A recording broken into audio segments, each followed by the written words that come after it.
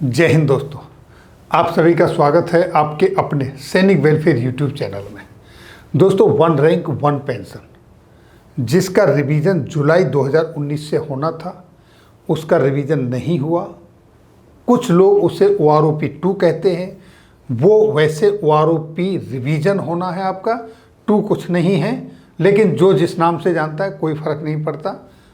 उसका ultimately revision होना चाहिए और पेंशनर्स को उसका फ़ायदा मिलना चाहिए, उसका एरियर आना चाहिए। लेकिन उसमें कुछ बड़ा खेल होने वाला है या हो रहा है। पर्दे के पीछे क्या हो रहा है ये आपको समझने की ज़रूरत है। दूसरा, जनरल साहब ने जारी किया सिपाही का PPO, इसके ऊपर भी बात करूंगा। जनरल सतवीर जी ने एक सिपाही का PPO जारी किया है, अपलोड किया है, जारी नहीं अपलोड किया है अपने ट्विटर अकाउंट से। लेकिन इन सब से पहले आपको कुछ चीज़ जानना ज़रूरी है, देखना ज़रूरी है। वो क्या है? देखिए दोस्तों, मैं आपको यहाँ कुछ फैक्ट्स बताना चाहता हूँ। फैक्ट्स ये है, हम चलते हैं 1973 पर, यानी कि 1973 में JCO और जवान, जो हमारे JCO और जवान हैं, उनकी जो पेंशन थी उस समय उनको उनकी लास्ट जो बेसिक पे मिलती थी, लास्ट सैलरी जो मिलती थी, अब जिसकी जो पेंशन बनती है, कैलकुलेट होती है, उसका 70% मिलती थी। और उसी समय दोस्तों जो ऑफिसर हैं उनको जो ये पेंशन मिलती थी वो मिलती थी दोस्तों 50%। और जो सिविलियन एम्प्लॉय होते हैं उनको जो पेंशन मिलती है दोस्तों उस समय उनको मिलती थी 35%। अब देखिए दोस्तों, खेल कहाँ से शुरू हुआ है। JCOs की और जवान की पेंशन को घटा के किया गया 50%। अफसर्स 50% पर थे, वो वहीं रहे। सिविलियन की पेंशन को इंक्रीज किया और इसको 35 से पहुंचाया गया 50% पर। यानी कि घाटा किसका हो रहा है? जो भी घाटा हो रहा है यहाँ पर, लूजर कौन है? JCO और जवान है। गेन कौन कर रहे हैं? आपके सामने है। चुपचाप कौन है? मौन कौन है और क्यों है? इसका अपोज क्यों नहीं हुआ? क्या अपोज होता है इसका, विरोध होता है इसका, तो कोई परिणाम नहीं निकलता? शायद जरूर निकलता।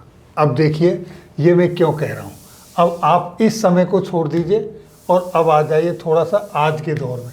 यानी कि यहाँ देखें, 7th पे कमीशन जो आपका लागू हुआ 2016 जनवरी से, उसके अनुसार वहाँ पर कुछ फैक्ट आपके सामने आएंगे निकल के। फिटमेंट फैक्टर 2.57 से आपकी पे और आपकी पेंशन, चाहे वो डिफेंस के हैं चाहे सिविलियन हैं, सबकी इंक्रीज हुई। लेकिन वहीं पर हमारे कुछ अधिकारियों की पे और पेंशन में डिफरेंस आया, वो सेट नहीं बैठी, तो वहाँ पर अधिकारियों ने विरोध किया। विरोध करने के बाद 2.67% के हिसाब से, फिटमेंट फैक्टर के हिसाब से उनकी पेंशन और पे में बढ़ोतरी हुई। यहाँ क्यों बढ़ोतरी हो गई? क्योंकि यहाँ अधिकारियों ने विरोध किया और उन्होंने मुद्दा उठाया। क्यों? वो मुद्दा उनका अपना था। लेकिन 1973 में जवानों के लिए मुद्दा नहीं उठाया, जिनकी 70 से घटाकर 50% पेंशन कर दी गई। अब आ जाइए दोस्तों OROP के ऊपर।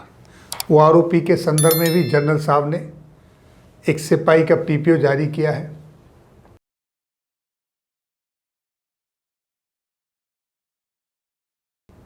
जबकि मैं उस पर जाना नहीं चाहता, ज़्यादा कुछ कहना नहीं चाहता। वो जो PPO है वो ACP 2 यानी कि हवलदार का है। आज की डेट में सिपाही रैंक से कोई रिटायर्ड नहीं होता। कुछ परसेंटेज हो सकते हैं, कुछ हो सकते हैं जिनके साथ या तो उनके किसी भी कारण से उनको ACP ना मिल रहा हो, अदरवाइज सबको ACP मिलता है 8 और 16 के हिसाब से। 8 साल पर, 16 साल के हिसाब से, और 17 साल पर जब सिपाही रिटायर होता है तो हवलदार की पेंशन पर ही आ रहा है। तो वहाँ वो गलत है कि वो सिपाही की पेंशन इतनी बड़ी है। वो हवलदार की है, सिपाही की नहीं है। और अगला मुद्दा ये है कि जब सुप्रीम कोर्ट ने डिसीजन दे दिया और मेजॉरिटी ये चाहती है कि ओआरओपी का रिवीजन हो, लेकिन सुप्रीम कोर्ट के डिसीजन के बाद में रिव्यू पिटीशन डाल दिया गया। ठीक है, आप उनके सुप्रीम कोर्ट के जजमेंट से संतुष्ट नहीं हैं और आपको लग रहा है कुछ अच्छा परिणाम और आना चाहिए, वन रैंक वन पेंशन में जो खामियां हैं वो दूर होनी चाहिए, अच्छी बात है।